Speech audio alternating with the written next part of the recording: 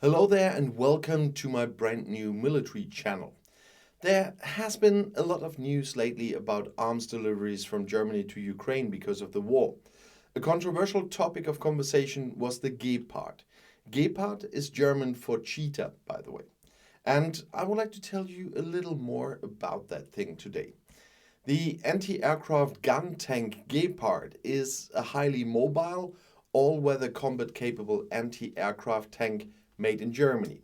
Developed and produced as early as the 1970s, it formed a cornerstone of the anti-aircraft defense of the Bundeswehr, the Dutch and the Belgian army for a long time.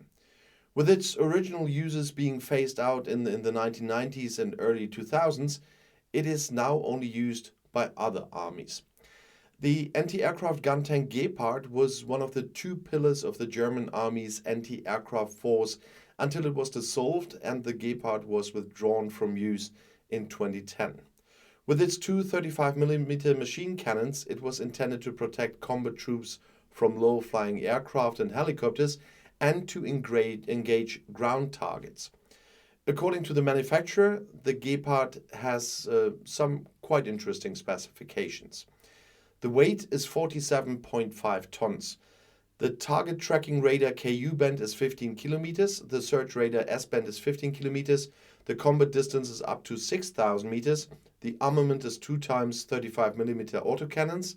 The range is 550 kilometers with a max speed of 65 kilometers per hour. The engine power is 830 horsepower. It's 329 meters high, 371 meters wide, and 7.68 meters long. The IFF model is 1L. The anti-aircraft gun tank Gepard, together with the anti-aircraft missile tank that was called Roland, and finally the light anti-aircraft system Ocelot, formed the Army Air Defense System of the Bundeswehr. The Gepard, most recently in the version 1A2, was in use in the Bundeswehr almost until the Army Defense Force was disbanded 10 years ago. The Gepard was primarily developed to protect the Panzer and Panzer Grenadier troops from attacking aircraft and helicopters that came in at low altitudes in accompanying operations. Equipped with the engine and the chassis of the Leopard 1 tank, it was able to follow the combat force closely even in dynamic scenarios. The Gepard was also suitable for stationary protection against attacks from the air, for example from bridges or buildings. The Gepard anti-aircraft gun tank, with its onboard rotating search radar, was an autonomous and self-sufficient weapon system with a radar range of 15 kilometers, as I said.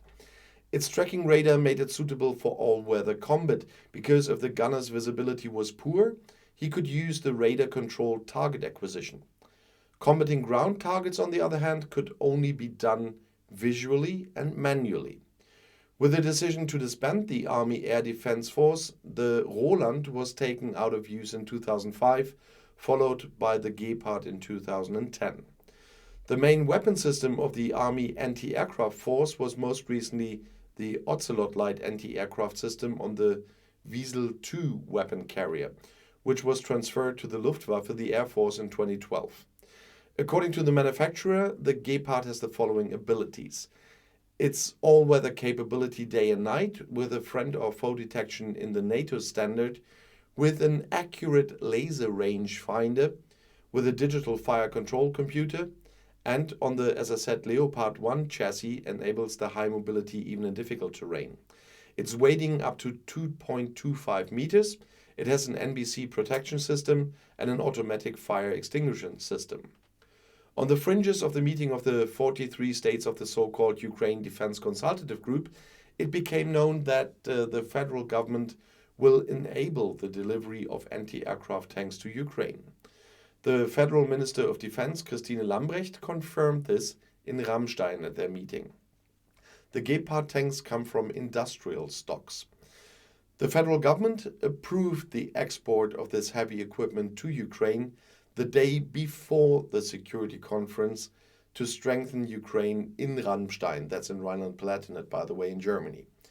Defense Minister Christine Lambrecht said after the meeting that the German government would enable the delivery of Gepard anti-aircraft tanks to the Ukrainians. This is exactly what Ukraine needs now, the minister said at a press conference. She also referred to the ring exchange that is currently being prepared with Slovenia for the delivery of Russian-made tanks.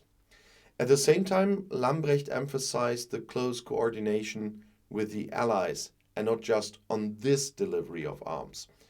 Overall, this applies to all questions regarding support for Ukraine.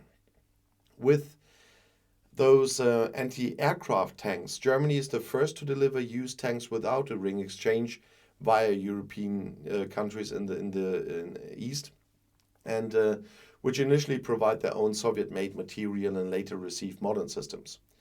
The training of Ukrainian soldiers is to be intensified. The joint training with the USA and the Netherlands is about the handling of artillery systems and self-propelled howitzers.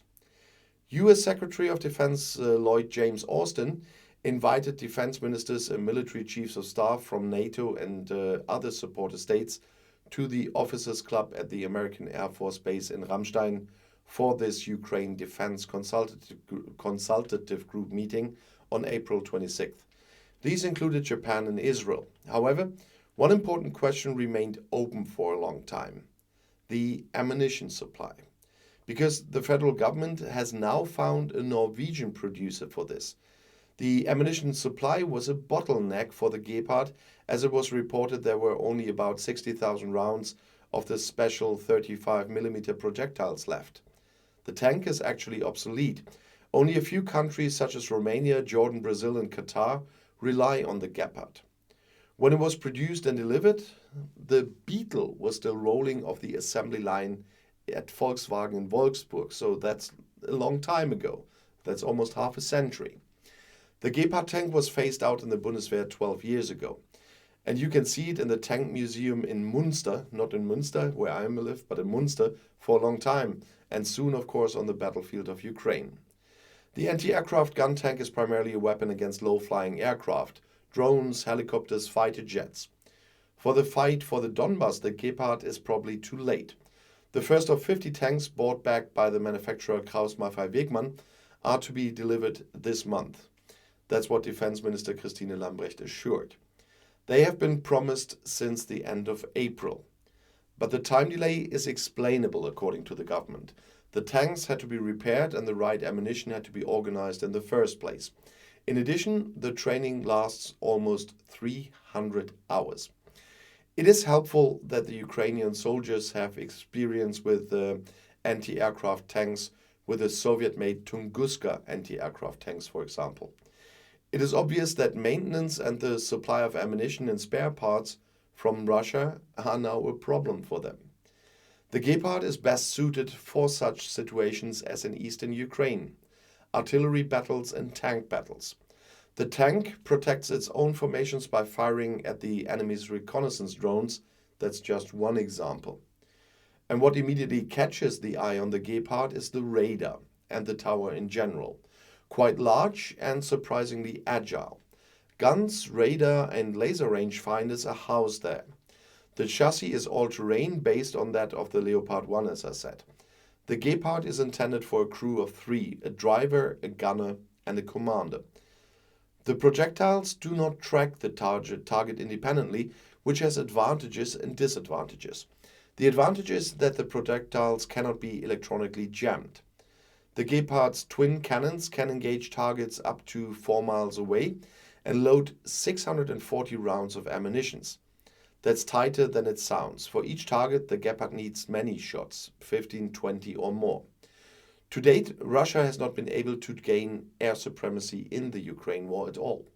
The Gepard should make sure that it stays that way. And that's not good news for warlord Vladimir Putin. And in my next video, I will have another interesting piece of equipment for you. So please do subscribe to this new channel and please like this video as well. I'll see you in my next video. Schau vorbei.